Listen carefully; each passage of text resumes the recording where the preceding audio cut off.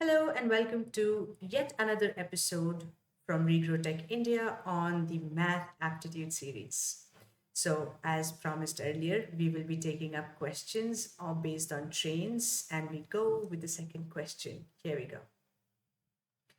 So, um, let's read the question first. Let's understand what we have to do and then get on with it. So here it says a train 125-meter long passes a man running at a speed or running at 50 kilometers an hour in the same direction in which the train is going in 10 seconds. What is the speed of the train is what we need to calculate. Okay, first of all, we need to understand that there was a train and the length of the train is given to us as 125 meters. There is a man, and this is all I could draw about a man, who is also at a speed of 5 kilometers an hour. The train speed, unknown. Okay. However, for the train to pass the man who is also running, mind you, it takes the train about 10 seconds. Okay. So if the man was not running, we could have directly divided 125 upon 10. That would have given us the speed of the train.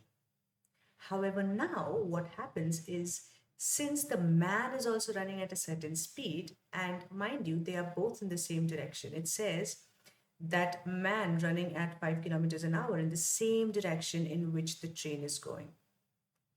So instead of talking about speed, what we will get for 10 seconds is going to be relative speed. Okay. So now the first thing that we will have to calculate will be relative speed of train with respect to the man. That is going to be 125 upon, 125 meters upon 10 seconds. So if you calculate this, this will be 12.5 meter per second, right? Now, we know that relative speed when they are going in the same direction is actually the difference between the two. So it'll be the speed of the train minus the speed of the man. We know the speed of the man. By the way, we need to actually recalculate that because we know the speed of the man in kilometers per hour. So in order to calculate kilometers per hour and convert it into meters per second, we go 5 upon 18, right? So that is simply 25 upon 18, right? Oh, actually, there is no need for me to calculate this, considering we will have to get the answer in kilometers per hour.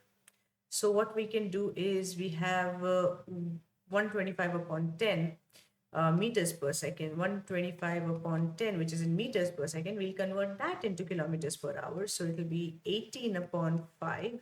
5 ones are, 5 25s are, uh, 5 twos, 5 5, 2 ones, 2 nines. So 5 times 9 is a 45. Okay. So we got the relative speed to be 45. We don't know the speed of the train. We got the speed of the man as 5. So if you just need to calculate the speed of the train, we'll have 45 plus 5, which is equals to 50. And 50 kilometers per hour is the speed of the train. It's option B, right? I hope that is understood. And why did we calculate the relative speed of the train, and why did we get the relative speed of the train with respect to man instead of directly the speed? So I'll just explain that one more time for you to remember. The reason as to why we got relative speed by dividing 125 upon 10 is because it took 10 seconds for the train to pass through the man because the man was also running in the same direction. Otherwise, it must have taken less if the man was in static position, right? That is the reason why instead of getting the speed of the train directly, we are getting the relative speed of the train with respect to the man, right?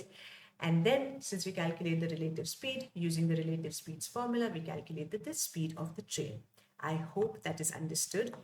If you like the video, please hit that like button and subscribe. Have a great day.